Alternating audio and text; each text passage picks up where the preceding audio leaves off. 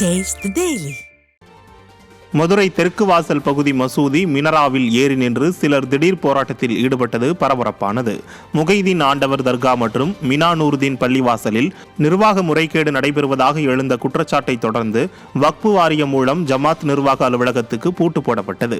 இதைத் தொடர்ந்து ஜமாத் நிர்வாகிகள் பூட்டை உடைத்ததாக கூறி வக்ஃபு வாரியம் சார்பில் காவல் நிலையத்தில் புகார் அளிக்கப்பட்டது.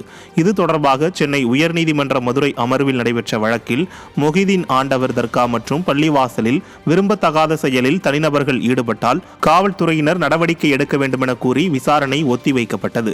இந்த நிலையில் முகைதீன் ஆண்டவர் தர்கா நிர்வாகத்தை கையகப்படுத்த வக்ஃபு வாரிய அதிகாரிகள் முயற்சிப்பதாக கூறி மினராவில் ஏறி நின்று தர்கா ஜமாத்தினர் போராட்டத்தில் ஈடுபட்டனர்.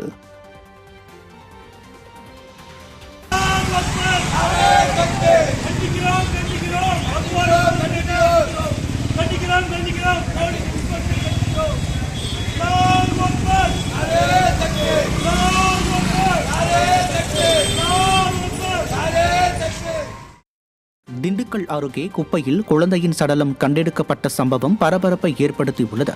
சின்னாளப்பட்டி துர்க்கையம்மன் கோயில் அருகே குப்பைகளை பணியாளர்கள் தரம் பிரித்து எடுத்துச் செல்வது வழக்கம். இந்த நிலையில் கடந்த ஞாயிற்றுக்கிழமை நாய்கள் ஒரு பையை இழுத்துக் கொண்டிருப்பதை கண்ட தூய்மை பணியாளர் ஒருவர் அங்கு சென்று பார்த்தபோது குழந்தையின் சடலம் இருப்பது தெரியவந்தது. தகவல் அறிந்த தூய்மை பணி மேற்பார்வையாளர் சடலத்தை புகைப்படம் எடுத்து பின் அப்பகுதியில் புதைத்துள்ளார். தூய்மை பணியாளரின் இந்த செயலை கண்டித்த அப்பகுதி மக்கள் காவல்துறைக்கு தகவல் கொடுத்ததை தொடர்ந்து விசாரணை நடைபெற்று வருகிறது.